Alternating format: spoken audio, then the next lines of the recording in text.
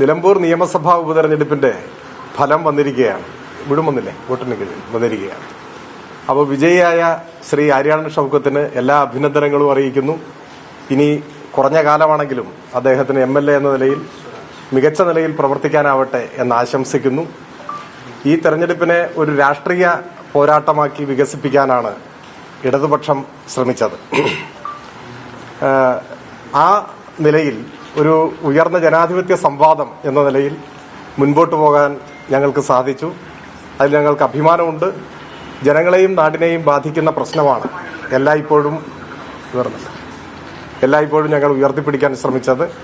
ഞങ്ങളെ എതിർക്കുന്നവർ പലപ്പോഴും പല ഘട്ടത്തിലും വിവാദങ്ങൾ ഉയർത്തിക്കൊണ്ടുവരാൻ ശ്രമിച്ചെങ്കിലും അതിനൊന്നും ഞങ്ങൾ പിടികൊടുത്തില്ല. ഞങ്ങളുടേതായ നിലയിൽ തന്നെ മുൻപോട്ട് പോയി.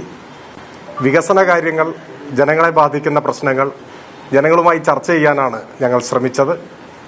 അത് ആ നിലയിൽ തന്നെ ജനങ്ങൾ പരിഗണിച്ചോ എന്നത് റിസൾട്ട് വരുമ്പോൾ തീർച്ചയായും സംശയമുണ്ട്. അത് സ്വാഭാവികമായും വരും ദിവസങ്ങളിൽ അത്തരം കാര്യങ്ങൾ സൂക്ഷ്മമായി ഞങ്ങൾ പരിശോധിക്കും. ഞങ്ങൾ ഉൾക്കൊള്ളേണ്ട കാര്യങ്ങൾ ഞങ്ങൾ ഉൾക്കൊള്ളും. ജനങ്ങളെ ബോധ്യപ്പെടുത്തേണ്ട കാര്യങ്ങൾ ജനങ്ങളെ ബോധ്യപ്പെടുത്തും.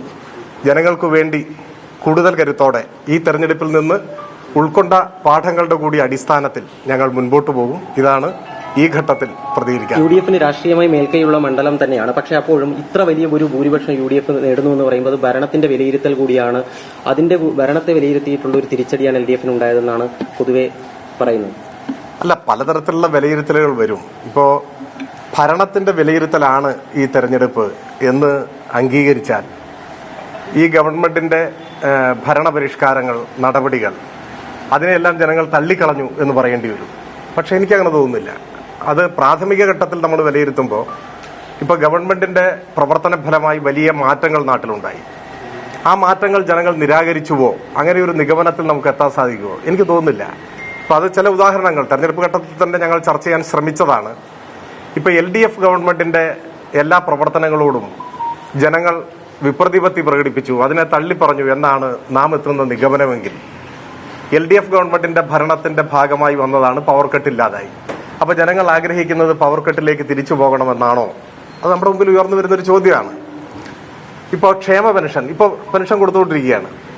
1600 രൂപയായി പെൻഷൻ വർദ്ധിപ്പിച്ചത് വിതരണം ചെയ്യുന്നത് LDF ഗവൺമെന്റിന്റെ തീരുമാനത്തിന്റെ ഭാഗമായിട്ടാണ്.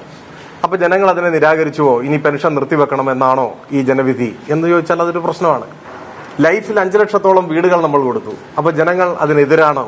അപ്പൊ അതൊന്നും ഒരിക്കലും ആയിരിക്കില്ല. അപ്പൊ നമ്മൾ കാണേണ്ടത് ഇത്തരം കാര്യങ്ങളെ വിലയിരുത്തിയിട്ടാണോ ജനങ്ങൾ വോട്ട് രേഖപ്പെടുത്തിയത് എന്ന് പരിശോധിച്ചാൽ അങ്ങനെയാണ് എന്ന് പറയാനാവില്ല. അതാണ് ഞാൻ പറഞ്ഞ പ്രാഥമിക ഘട്ടത്തിൽ സർക്കാരിന്റെ അത്തരം പ്രവർത്തനങ്ങൾ വിലയിരുത്തി അതിന്റെ അടിസ്ഥാനത്തിൽ ഉള്ള ഒരു വിധിയെഴുത്താണ് എന്ന് തോന്നുന്നില്ല. അപ്പോൾ ബാക്കി കൂടുതൽ കാര്യങ്ങൾ നമുക്ക് വഴിയെ പരിശോധിക്കാം.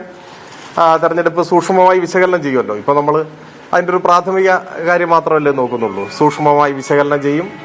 അതിൽ ഞങ്ങൾ ഉൾക്കൊള്ളേണ്ട കാര്യങ്ങൾ ഞങ്ങൾ തീർച്ചയായും ഉൾക്കൊള്ളും. ജനങ്ങളെ ബോധ്യപ്പെടുത്തേണ്ട കാര്യങ്ങൾ, അവർക്ക് വല്ല വ്യാമോഹവും വന്നിട്ടുണ്ടോ, അവർക്ക് തെറ്റിദ്ധാരണകൾ ഉണ്ടായിട്ടുണ്ടോ, അതവരെ ശരിയായി ബോധ്യപ്പെടുത്താൻ ശ്രമിക്കും. എന്നിട്ട് ധീരമായി മുൻപോട്ട് പോകും. ഞങ്ങൾ മുൻപോട്ട് വെച്ച രാഷ്ട്രീയം, കറകളഞ്ഞ മതനിരപേക്ഷ നിലപാട്, കേരളത്തിന്റെ സമഗ്രമായ വികസനം, ഇത്തരം കാര്യങ്ങളിലൊന്നും ഏതെങ്കിലും തരത്തിൽ പിശകുണ്ട് എന്ന് ഇപ്പോഴും ഞങ്ങൾക്ക് തോന്നുന്നില്ല.